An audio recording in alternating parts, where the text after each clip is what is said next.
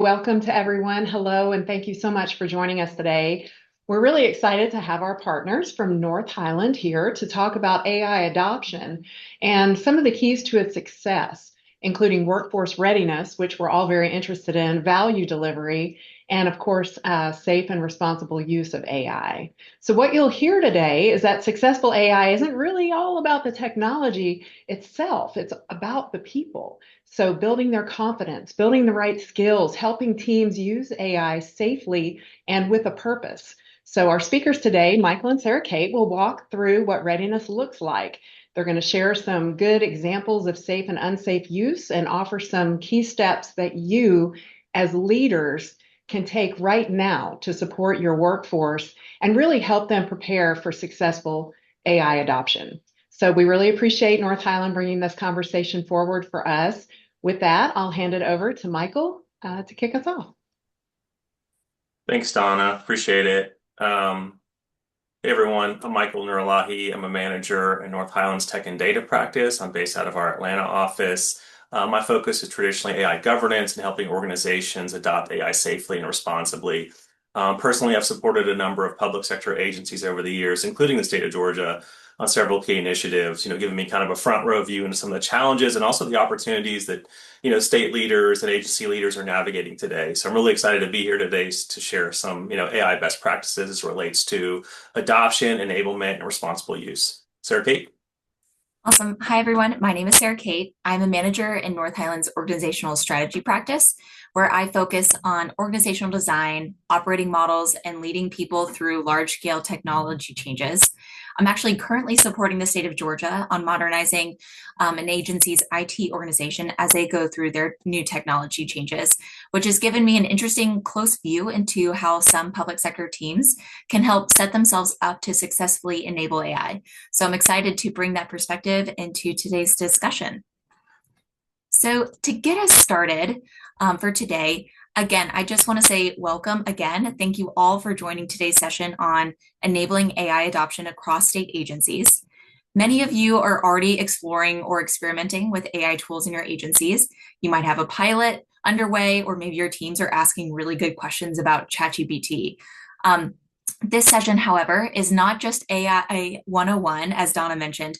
We're not going to be teaching you necessarily how to use a chatbot. Instead, we're going to be focused on leadership readiness, because the truth is, again, like Donna said, the technology is the easy part. The difficult part is preparing your organization to use it well. So over the next 50 minutes or so, we're going to be discussing three core things. One, how to prepare your workforce.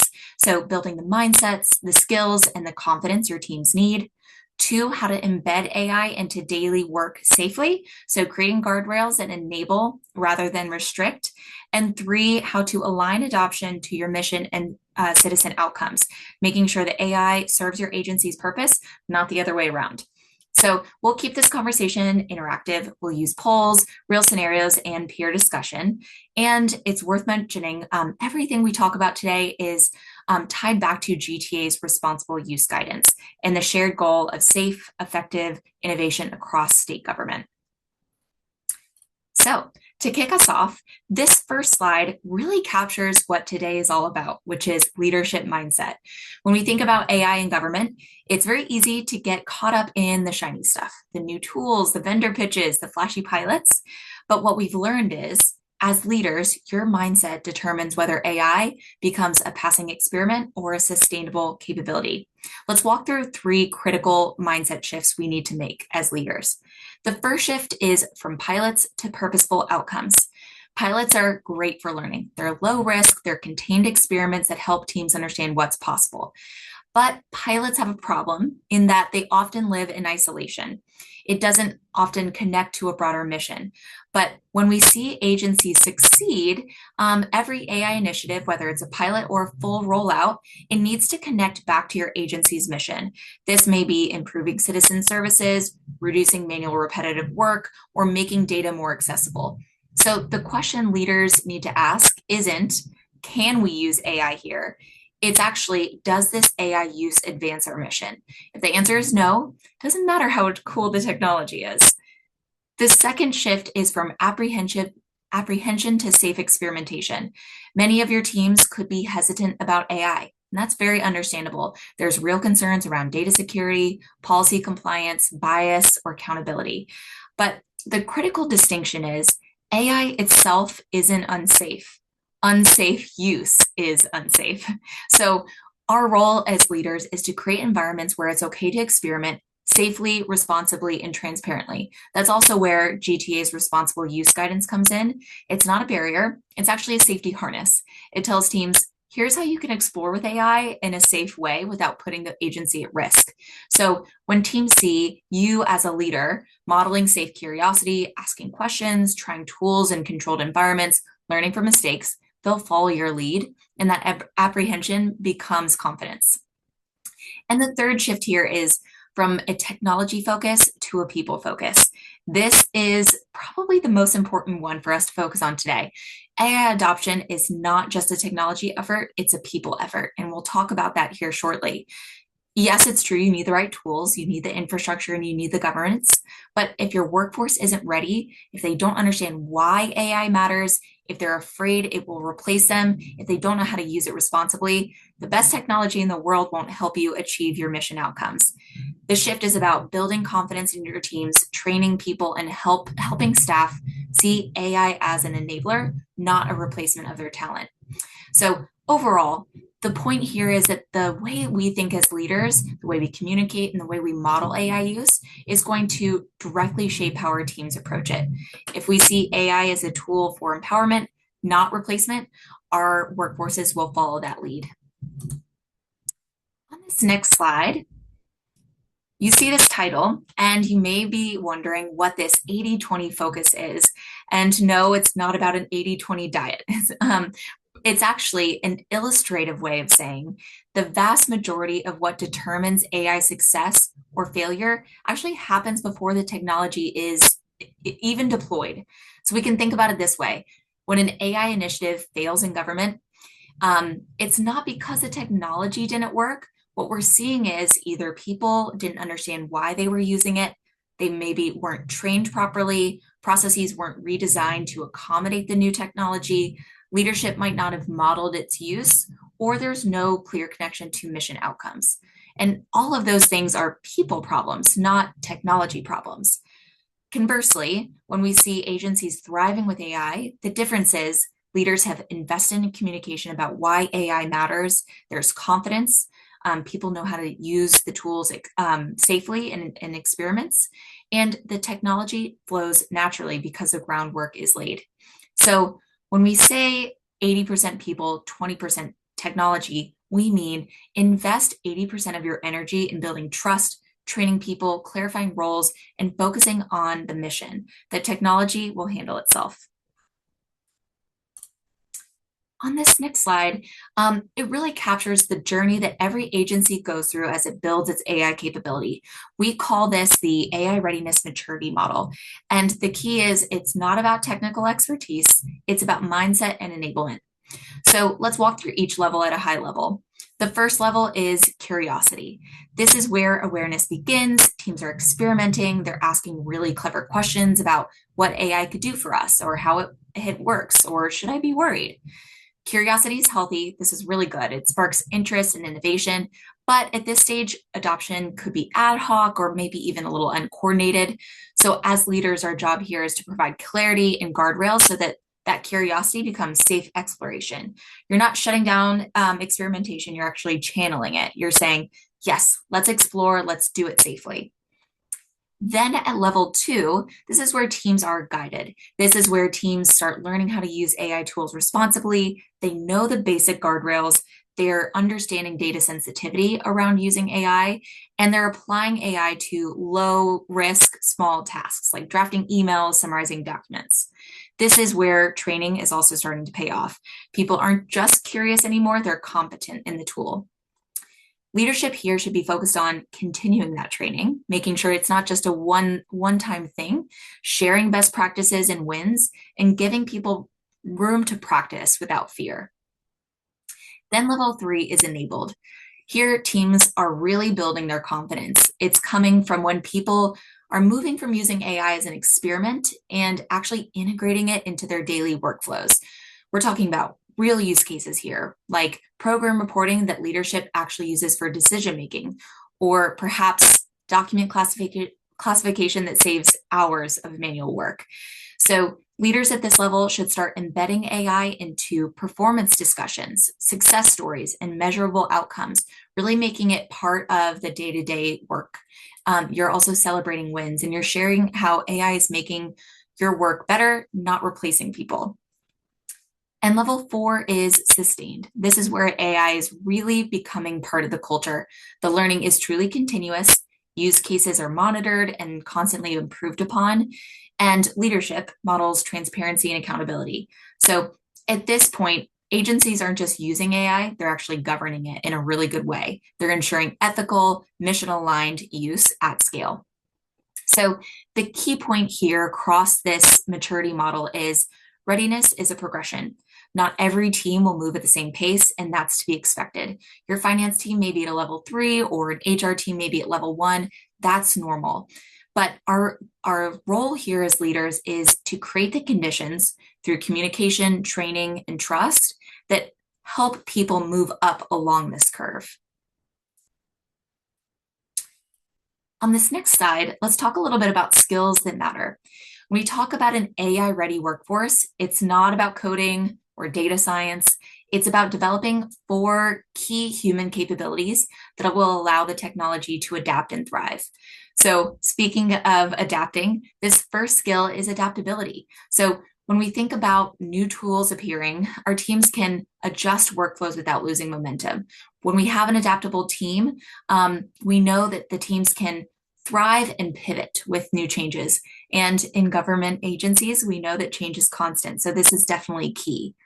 And what this might look like in action is maybe staff receive access to ChatGPT and they are starting to show interest in learning about how they can use it and interest in experimenting with it. Then we have data literacy. This is truly a foundational skill. This means that teams understand what AI does, where the data comes from, and in particular, how to use it safely. It's not about becoming a data scientist necessarily. It's about actually asking smart questions. So what this could look like in reality is teams learn when not to feed sensitive data into a model and how to interpret what they get back from AI models. Then we have critical thinking. We talked a little bit about this, but critical thinking keeps people in control. This means not taking AI outputs at face value, but rather interpreting and validating them responsibly. We really should all be thinking of AI as a tool, but not an oracle. It's worth noting, it can make mistakes and it can have biases, so our teams need to know that.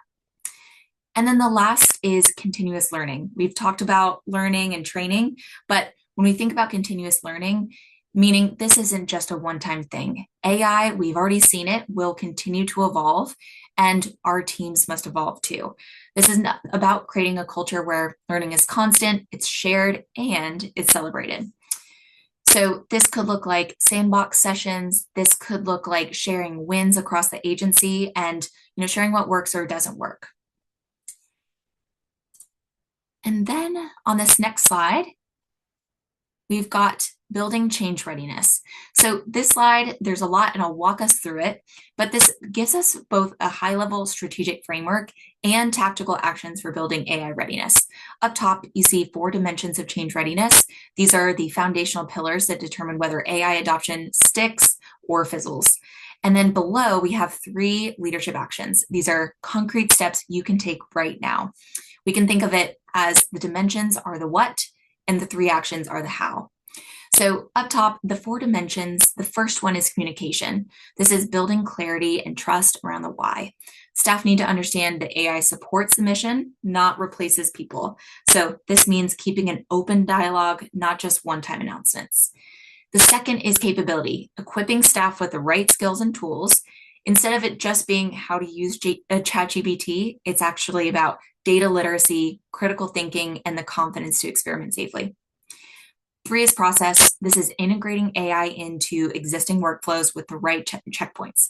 So instead of just bolting AI onto old processes and expecting results, It's instead redesigning workflows so AI fits naturally with human review built in. And then the fourth is culture. Normalizing learning, normalizing experimentation, creating psychologically safe environments where staff can try, learn, and improve without fear. Now, let's talk a little bit about actions. Here's what you can do, or 3 ideas you can do to activate across those dimensions. The first is demystifying AI. People may have really good questions, and let's replace as leaders that apprehension with understanding. You can host a lunch and learn. You can share GTA's responsible use guidance. It's important to address any fears or anxieties head on. The second is modeling curiosity and safe use. We shouldn't just talk about AI, we should actually use it. So share what's working for you in team meetings, share any of your insights and talk openly about, your ideas or what didn't work. If leaders are curious and transparent, teams will follow. And then the third one is integrating change practices early. We need to treat AI like any major initiative. You should map your stakeholders, build training plans, create feedback loops. Without change management built in, the best technology would fail. So bottom line here is you don't need to tackle all 4 dimensions at once. You can start with one action. You can pick what feels most urgent for your agency. Maybe it's demystifying AI. Maybe it's modeling curiosity. The point is to start. Readiness is built through consistent, intentional action. Next, we've got a bit of a pause, a bit of a discussion moment.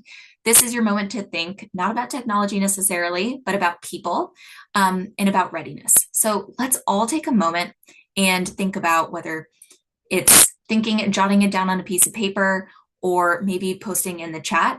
I want us all to think about what's one concrete action your agency can take tomorrow to make your staff more ready for AI. It doesn't have to be big or perfect, but we should all think about an actionable item.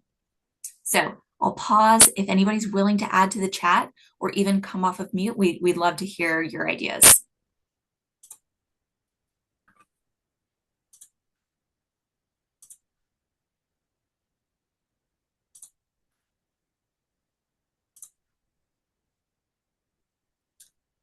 To spur some thought, we've talked a little bit about, walking the talk. So maybe as leaders, lunch and learns could be a good idea. We've got something in the chat here. All right. Leadership should adopt the AI usage policy our AI exploratory committee has submitted for approval. That's a perfect example. Thank you for raising that. What else? Any other ideas? Okay, we've got another one. Review the GTI guiding principles and invite a discussion during a staff meeting. I love that idea. Embedding the discussion into an already set meeting. That's an awesome idea.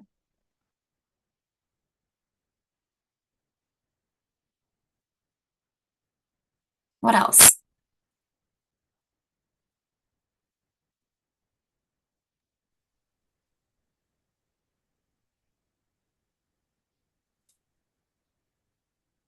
Okay, we've got another one. Offer training for any employee that's interested. Absolutely. We want to encourage that curiosity, right? And we want to offer opportunities to learn and experiment. That's a great idea. Okay, another one. Speak about AI generally and address common fears and misconceptions with AI with our new staff. Absolutely. Let's address those apprehensions right head on. Hold discussions with OIT leaders to understand how divisions and offices have started to explore and use AI. Absolutely. Conduct a lunch and learn or webinar to communicate with the rest of our agency what the AI Exploratory Committee has been doing for the past year. Absolutely. Sharing progress, sharing learning, sharing what other agencies are doing. As leaders, I'm sure there's really successful use cases and pilot success stories that we can all share with each other. So that's an awesome idea.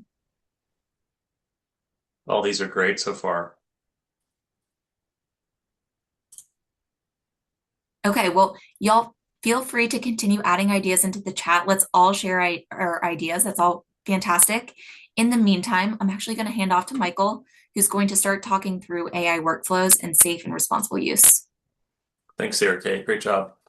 Hey everyone. So I wanted to talk, a little bit, and this slide in general is about grounding AI in real mission outcomes. Sarah Kate talked about, we've seen these pilot projects that sound innovative, but don't really change how work gets done, right? It's a shiny new object. You get this shiny new thing and it looks cool, but it's not really changing any outcomes. And I think as leaders, our job is to really help teams shift from novelty to purpose-driven outcomes. For example, look at some of on the screen here, I have casework summaries. AI can help staff quickly summarize long case files so they can focus on analysis and decisions instead of repetitive documentation. So that's one use case of AI that I like, is ensuring that it kind of frees up people for more value add tasks and not necessarily repetitive tasks. In this particular example, it means citizens get, faster responses and more consistent service. Another powerful but safe area to kind of use AI in your daily workflows is program reporting and summarization. Very common use of AI. Many agencies produce large reports for oversight, for funding, for compliance. AI can help summarize those reports, extract insights, and even draft early outlines, all while keeping your data, in a secure environment, which leads to better transparency and more visibility into program outcomes. And finally, there's tasks like document classification, sorting, tagging, even routing files. Ideal for AI use case. This is ideal for AI assistance. It's not replacing staff, it's removing that administrative burden so they can focus on more high value work. I just want, the key message is really that AI's value isn't in the technology itself, as Sarah Kate kind of reiterated, but how it helps us achieve our missions faster, more transparently, and with stronger accountability. Leaders should definitely encourage their teams to connect every AI initiative to some sort of tangible mission outcome. As we highlight there on the bottom there, shift focus from AI pilots to more mission-driven use, encourage your teams to ask, what does this solution enable? And kind of highlight that workforce training and mindset to ensure that people are thinking more related to outcomes. I know it's hard when you get these new tools, you want to do all these cool things, but I think that's one thing that we've seen kind of work in the marketplace and with other agencies is ensuring you're thinking more outcome based. Again, just a little bit of shifting the mindset, versus novelty AI. It's an example there on the left versus mission driven AI. So again, when AI first enters an organization, most teams start in a novelty phase, exploring what's possible or what can we do that's kind of cool and creative.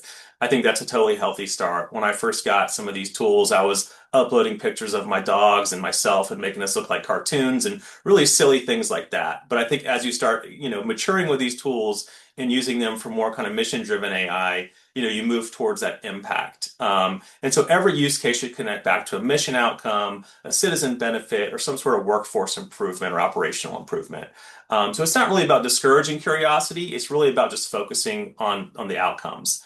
And that's how we turn kind of experimentation into some sort of lasting value and how we lead AI adoption with purpose, not just excitement about a shiny new tool. So again, pilots should connect directly to some sort of mission outcome, some sort of measurable improvement, whether it's your constituents or even your employee experience. And I think leaders can help staff connect innovation by by reinforcing this outcome-based mindset. So just some quick examples here on the slide. The first one, creating a chat bot just to test it out versus actually designing a citizen-facing virtual assistant that helps residents and find benefits or submit forms faster. Or even piloting, like in the middle section there, piloting AI in one department with no follow-up, rather than integrating AI pilots into an agency-wide transformation plans and tracking metrics and oversight around it as well. And the last one there on the very bottom, this is a big one. I want to talk about this on some other slides as well, but experimenting individually in silos. And I know Sarah Kate talked about this briefly as well, is we want to encourage cross-agency learning and sharing best practices. If everyone's kind of doing their own thing and they're not sharing their successes and their failures, no one's really going to learn anything. Everyone's going to be kind of having these different silos of AI throughout their different agencies or organizations. So really encourage cross-agency learning and kind of sharing best practices to kind of build that repetitive muscle of, collaboration across different agencies across the state. Oh. I want to talk a little bit about safe and responsible use. I know that this is a topic that many folks are concerned about, rightly so. We all see stuff in the news around, AI that went bad or, some tool that did something and they had a bad outcome, some for a reputational damage for that company, or even financial damages as well. So I want to talk a little bit about safe and responsible use. And this isn't about restricting creativity. It's really about building confidence. many people are hesitant to expand or even use AI because of fear. They fear the data misuse. They fear of privacy breaches or policy violations. I definitely encourage everyone to read and review GTA's responsible use guidance. I know there's a policy and standard out there that really defines the safety guardrails, and shows you how there's even room to experiment, though. So it's not all just about restriction. There is room to experiment safely. And so when partnering with Horizons Lab, agencies can explore complex use cases safely. So I just want to highlight a few of these here. So I'll start on the top. So unsafe use. This is an example of uploading citizen PII, which is personally identifiable information, into AI tools. A safe alternative would be really to use synthetic or anonymized data for any sort of testing you want to do. The next one is around using free or public AI tools for work that your agency work.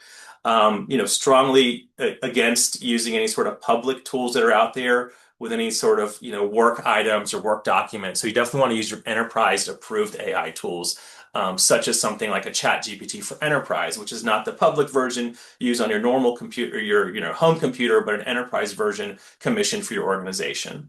There's also copying, confidential policy drafts or legislative materials and AI tools. As a best practice, you typically don't want to upload sensitive information and kind of use it for only public facing information, brainstorming ideas, that kind of stuff. The fourth one down there was experimenting with AI tools without guidance, guardrails, or oversight. Again, you definitely want to ensure you're abiding by any sort of, use policies, any sort of GTA approved environments, interacting with the Horizons Innovation Lab, ensuring you're using tools and you have kind of the guardrails and guidance to ensure you're having the proper experiences when you're using these tools. And the last one is a big one as well, is sharing AI generated outputs externally without a review. Example of this is me just putting something in there and the AI tool will generate something. There's no review and I publish it out there, whether it's to constituents or, some sort of public facing view. You always want what we call human in the loop. So have a human review it, have an internal review and sign off, maintain consistency, accuracy, and again, your reputational integrity. So again, we definitely encourage experimentation, and I think experimentation is healthy. You just want to make sure you're doing it safely and within kind of the guardrails of your organization. I want to do a short little quiz here, and feel free to, respond in the chat, come off mute if you'd like to. We're just going to highlight some use cases, and I would love to get some feedback on what you know, if you think these are safe or unsafe. And if you don't know, that's fine. I'm happy to explain why they are or not after we're done, but I'll just go through the first one here. So, a state agency uses an internal AI tool to summarize long regulatory documents and draft policy briefs. The staff review and edit everything before before publication, and no personal data is included. Any thoughts on if this is safe or unsafe, based on what you know and what we've covered on the previous slides? I can't see the chat, unfortunately, because I'm sharing my screen. So if anyone does. Everyone's nailing it. Okay, you're nailing it. The resounding Okay. answer is safe. Okay, and I'm just going to highlight why it is safe is basically you're getting support with human oversight. You're using an internal tool. It's not a public AI tool, and there's no sensitive or personal data included. So great job, everyone that said it was safe. Scenario number 2, a child welfare supervisor pastes his or her case notes, including names, addresses, and potential allegations, into a brand new AI chatbot that he or she saw online to summarize the key risks. Do you guys feel that's a safe use of AI or an unsafe use? 2 for 2 here. Everyone's saying unsafe. Got it. Awesome job, everyone. So basically, you're essentially it's a public tool. So this is not something that is out for your internal use within the state. And it's basically copying paste notes and your PII, your personal identifiable information with names, address, and potentially even allegations into it in a public facing chatbot. So definitely not a safe use of AI. The third one here is a state agency deploys an AI model that automatically approves or denies Medicaid eligibility based on historical cases. So caseworkers are informed that the model has high accuracy, so they rarely override it. And also the model's logic is not explainable. So what we have is appeals keep increasing. Safe or unsafe? Got a couple people chiming in, and they are correct. It's unsafe. Yeah. Okay. Yeah, and really it is because you're delegating a decision-making authority to AI with material impact on citizens. There's no human in the loop, as I described earlier. There's no human to review these outputs, and there's a high risk of bias potentially to historical data pattern. So again, that's definitely an unsafe use. And the last one here, I'm glad everyone's getting these right, is a education agency uses an internal AI tool to analyze public school program outcomes across regions. The AI groups the schools into clusters and highlights trends. Analysts then review the insights, compare them to known context, and use them only as exploratory input to guide further investigation, not as a final decision. All the data is already publicly available as well. Safe or unsafe? Michael, everyone's gotten 4 out of 4. Perfect Awesome. score here. Great, great. Thanks, Sarah Kate. So yeah, as again, it's an internal tool. The data is already publicly available, and you have a human in the loop. These analysts are reviewing the insights, comparing them, and they're using them only as an exploratory input, as it said. So they're not making final decisions. It's just kind of used as an input tool, and there is that human review guidance in there. So definitely a safe use of AI. I'm glad everyone did well on that. All right. I want to talk a little bit about measuring value, right? When we think about value, it's tempting to start with productivity. That's really just only one piece. We really want to move the conversation from what did we build or what are we buying to what difference did it make? There's a lot of marketing hype out there, as you guys I'm sure are getting inundated with messages from vendors around new tools and their capabilities and their functions and how cool they are and all the cool things they can do. We really want to focus on the outcomes, as I mentioned on previous slides, and kind of what difference did it make. So true value in AI adoption is realized when we see better outcomes, whether it's internal or constituents, stronger employee engagement, smarter uses of public resources. If we're just measuring operational efficiency, which is a key metric that you do need to measure, you see it there in the third box. If you're only measuring that, you're kind of missing the deeper story. AI can improve transparency, it can improve morale, equity. Think of value as a spectrum from operational wins all the way to mission impacts. And we feel like the best leaders measure both and share those stories statewide so we can all learn faster. So just, some example metrics from a citizen impact perspective, reduce service turnaround times, improve satisfaction results. From a workforce impact, employee engagement using these tools, you have a reduction in manual work, and also lower turnover. People will find that, you have these tools help you do your job better, help you succeed faster. People are getting promoted using AI, so it kind of reduces some of that turnover. Operational efficiency, as I talked about, this is obviously a huge one, time saved, error reduction, cost avoidance. And then innovation and learning. Are use cases being scaled, or are they just kind of, in one particular agency or silo? Is there cross-agency sharing? Is there, literacy progress happening across the organization? So kind of having that continuous improvement mindset that Sarah Kate highlighted as well. So again, I think this is a huge one, is measuring what impact you have on your tools and how they affect not only your internal workforce, but also your constituents or citizens as well. I want to talk a little bit about leadership behavior as it relates to AI adoption. So it's just as much about leadership behavior as it is about technology readiness. When leaders use AI visibly, reinforce safe practices, and invest in their people, it sends a powerful message. Innovation is not just allowed, it's expected. Like these actions, modeling adoption, clarifying guardrails, investing in training, embedding in workflows, celebrating impact, all create a ripple effect up the organization. I've seen it personally here at North Highland, at our own firm, and also other places we've done work at as well, different agencies in the public and private sector. So kind of turning that curiosity into confidence and confidence into measurable progress across different agencies. So again, championing adoption. I know Sarah Kate touched on this as well. So model AI use in your own role, show visible curiosity, normalize learnings in meetings or communications.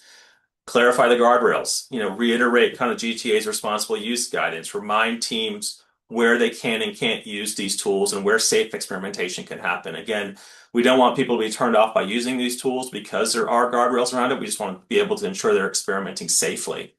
Investing in training, this is a huge one as well. Fund or prioritize AI literacy. Make sure there's programs. I know there's a lot of programs out there right now. I believe the Invest US is one. So kind of having these training programs and being able to upskill your staff. Embedded in daily workflows. So, like I talked about previously, don't just have AI kind of sitting there as a side thing that people do once in a while. Embed it in your daily workflows. It's not just a side project, it's something you're using to get your daily work done. And I think that's a really key message here as well, is to ensure that it's something being used tactically, safely, responsibly, but also something you're getting really value out of and getting outcomes out of, and not just a little side thing you're using for a side project. And then the last one I think is really important, measure and share. So track your metrics, track what people are doing, track adoption, recognize innovators, share success stories across agencies. Again, if you're succeeding or if you're failing, share those stories across agencies and across departments to kind of share what is working and what isn't. So I think that's a real key message here as well, is kind of normalize being open about what's working and what's not. And just a brief discussion here. We can open it up. Again, you could put this in the chat. You could come off mute if you'd like. But like, where could AI add the most mission value, the most outcomes in your agency or your department's daily work? Think about, not just technology, but more about the people and the readiness.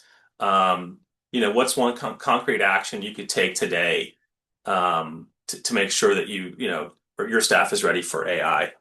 So I don't know if anyone wants to type in the chat of something you could think about that can, where could AI add the most value to your agency's daily work, whether it's reporting and summarization, whether it's, doing case summaries, any other example that may be helpful.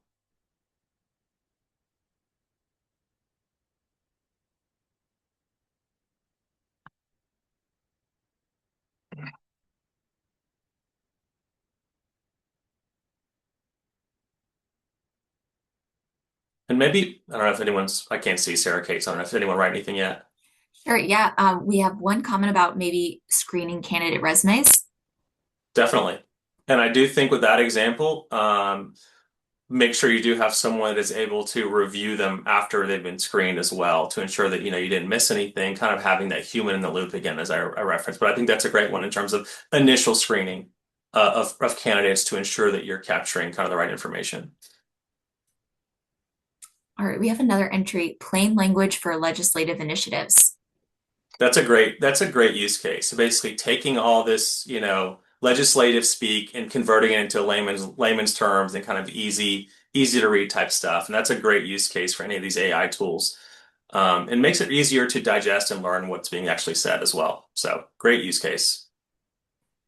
All right, a few more, regulatory compliance, meeting summarization, of course, and another comment, we're seeing some use cases in legal research, although it's been hit or miss. We've had great results in document comparison as well as document redaction efforts. Yep. And I think hit or miss is a key point as well. As Sarah Kate talked about, there are what we call hallucinations in AI sometimes, where it can hallucinate your Gen AI tool and it doesn't exactly give you the outcomes you want. So I think you do, again, make sure you are reviewing things. These things are not 100% perfect. Please do not assume so. And always ensure there is some sort of level of review after you get your outputs out of AI. But I do think that's a great use case as well in terms of adding value to your daily work. Okay, see another one, using AI to read regulatory compliance documentation and summarize action steps for audit preparation. Yeah, that's a great one.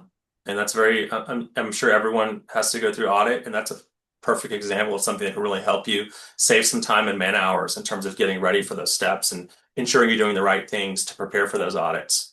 Kind of a pre-audit checklist. That's great. Yeah, and then one, digitizing documents. Although, I mean, of course, that saves tons of manual time. So yes, of course, and that could apply to just about any agency. Yeah. And I would encourage folks to even ask these tools, hey, what, for your agency or your line of work, even prompting the tools and saying, hey, what's something I could use this tool for to add more value to my work? What can I do? And you can even get some great responses out of the tool itself if you just prompt it and ask, what are some use cases I can use you for? Maybe give them an outline of kind of your daily work and the stuff you're responsible for, and it can give you a report back on a brief on maybe some actions that you can use AI for. So I'd recommend even trying something simple like that if you don't have any ideas of how it can help you in your daily workflows or even in your mission. Cool. Thanks, everyone. So that is the end of our discussion. Again, the key takeaways here again is today was about readiness, about aligning leadership, culture, and capability so that AI can truly serve Georgia's mission. Remember, AI adoption is not a technology race, it's really a leadership journey. The agencies that succeed will be those that communicate early, those that experiment safely and invest in their people. GTA and North Highland, we're here to help you on that path. And just some key takeaways here, again, align it to mission outcomes, not novelty, encourage safe experimentation, focus really on workforce readiness and the change management aspect of the changes that this will bring to your organization. And then again, I know I've harped on this a few times, but share learnings across agencies to kind of build that collective maturity across your organization. So thank you all for your time. I think I will push it over to Donna now. I believe you had a few things to say. Okay, well, thank you. I'll first pause and see, does anyone have a question for Michael or Sarah Kate that you want to bring forward? We have a couple of minutes. And it's fine if you want to put it in the chat, or it's fine if you want to send it to us after the fact too. We're happy to continue the conversation and pass any questions along to Michael and Sarah Kate. Give you just a moment in case anyone's typing. And meantime, I really just wanted to say thank you to all of you for joining the session today, and especially to Michael and Sarah Kate for sharing your expertise with us. We're so happy to have North Highland as a partner with the Horizons Innovation Lab. I feel like we got some great information today. It's been about 45 minutes, and you're walking away with some takeaways, some immediate action items that you as leaders can implement with your teams to really ensure successful adoption, as you go down that journey. So it's fantastic information, and thank you so much. And like I mentioned, we really are happy to continue this conversation. I know things will pop up later. Just be in touch with us. You can reach out to us at the AI at gta.georgia.gov, or rather ga.gov. That's our email, AI at gta.ga.gov. And I'm sure Anish will put that in the chat for us. And we're happy to pass questions along to North Highland. We're happy to continue this conversation, or even just bring us some use cases and really kind of feel them out with us, test them out in the lab with us. We really want to make sure that you're feeling confident and that you understand the policy standards and guidelines and responsible use as you move this forward in your agencies. Just a couple of housekeeping items really quick. I don't want to forget to mention, I promised I would mention, we have a survey that we'll send out after this. We would love to hear your feedback about this webinar, and we'll also leave room to hear anything that you're interested in moving forward that could help us kind of meet you where you are and help you push forward, answer questions, and feel more confident as we kind of embark down this new journey of technology and people readiness and change management, as Michael just mentioned. We will be announcing webinars such as this in the AI newsletter. So please sign up for that. You can do that on the AI website, which is ai at georgia.gov. Got that one right. We'll put it in the chat also. And then soon in the next coming days, we'll have this webinar recorded. So if you'd like to share it with some of your peers, some of your teams, please do so. And if it spurs any more conversation, just reach out. We're so happy to hear from you. And thanks again, Michael and Sarah Kate. We truly appreciate your partnership. Yeah, thanks for the opportunity. This was great. Absolutely. Thanks, everyone. Yeah, thank you all. Onisha, anything further, or shall we? I ask a quick question just from the North Highland folks. Just from y'all's experience working with both the public sector and the private sector, where do you see the government in terms of AI adoption and their maturity in terms of AI just knowledge in general compared to the private sector?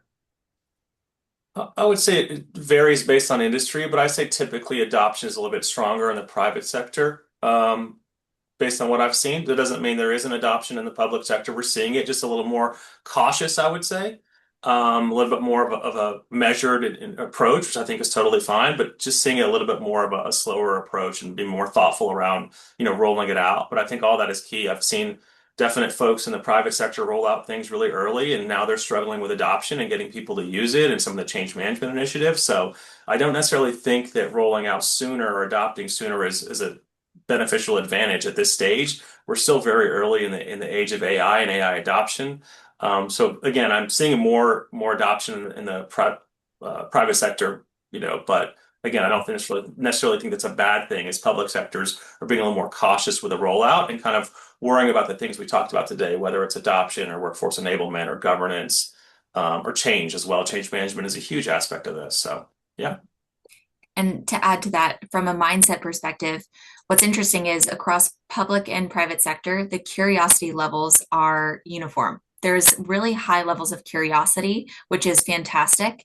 I think the key differentiator for the public sector is that, there's of course huge importance placed on data security and placing those guardrails. So there's a little bit of apprehension and making sure that folks are experimenting safely. So that's why some of you may be receiving some questions about, apprehension or making sure that they're using it safely. So that's a key differentiator, especially in the public sector, making sure that using PII correctly is done, et cetera. So I know that even in surveys that GTA has done, data privacy is a key concern for agencies, and that seems to be across the board something we're seeing. So, like Michael said, slower is not necessarily bad. We're moving, public agencies are moving across that maturity model all the same, but it's important to make sure that those guardrails are in place and the mindsets are correct as you do so. I think we're seeing some apprehension right now, especially because it's an election year. It's kind of a big midterm election year. There's a governor's race going on and that type of thing in Georgia. And so there's a lot of politicians don't want to do anything that's going to raise a flag or ask questions that they don't know the answer to. And it creates a little bit of a pause in a world where technology doesn't stop. And so it's kind of difficult for us practitioners in a lot of ways trying to push forward when we're not ready to do that yet. Stop. So, That's a really important point and really interesting. You're right. In the public sector, there's a lot of other factors at play. But I think the apprehension is certainly something that's not necessarily negative. I think that's the right type of wanting to make sure that it's being utilized correctly and having those guardrails. So it's an important distinction, but you're right. It's all the same, still important to keep moving across that maturity model. thank you. Yeah, thank you so much. Any other questions?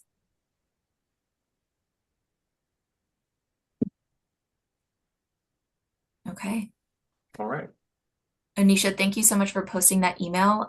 We'd encourage you, if there's any other thoughts after the call, please feel free to reach out. And again, thank you all so much for your time today. Yeah, thank you, everybody. Appreciate it.